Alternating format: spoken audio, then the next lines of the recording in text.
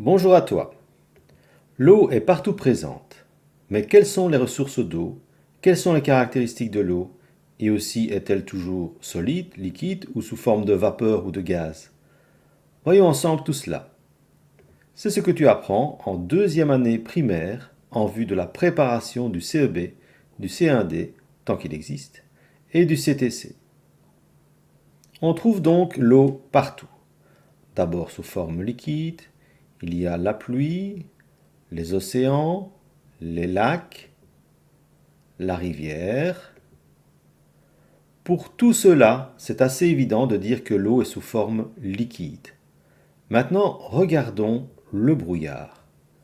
On est d'accord de dire que si on se promène dans le brouillard, notre veste est toute mouillée.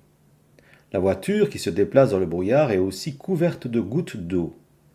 Donc, le brouillard est de l'eau sous forme liquide. Les gouttes sont simplement si petites qu'elles flottent dans l'air.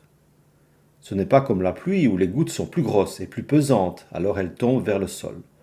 Le brouillard, c'est comme un nuage, mais qui flotte au niveau du sol. Le nuage est également formé de fines gouttes d'eau qui restent en suspension dans le ciel. Tu viens de prendre ton bain ou ta douche dans la salle de bain et tu observes de la buée sur la vitre ou sur le miroir. Tu t'amuses à prendre la buée avec ton doigt. Qu'observes-tu? Ton doigt est mouillé.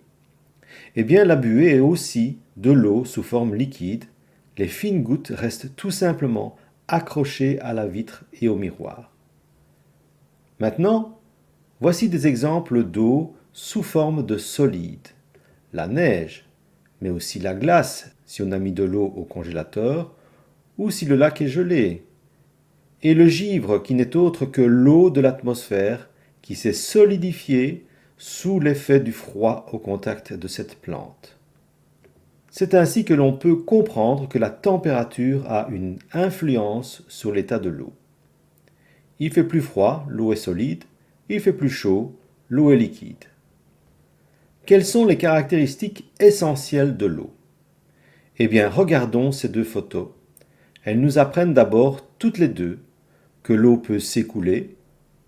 Et si on regarde plus à gauche, on peut voir que l'eau peut passer d'un endroit à un autre et remplir un récipient, par exemple.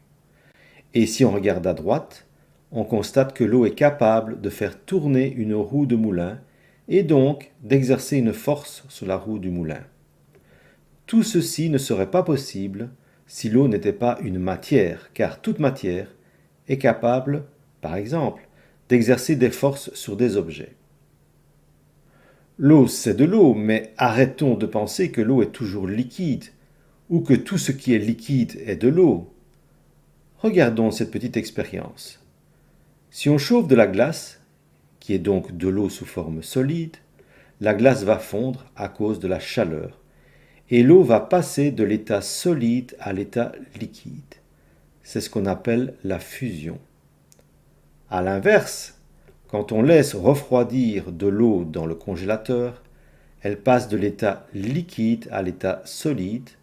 Le passage de l'état liquide à l'état solide s'appelle la solidification. Maintenant, as-tu déjà observé si on met une bouteille remplie complètement d'eau dans le congélateur, cette bouteille va exploser.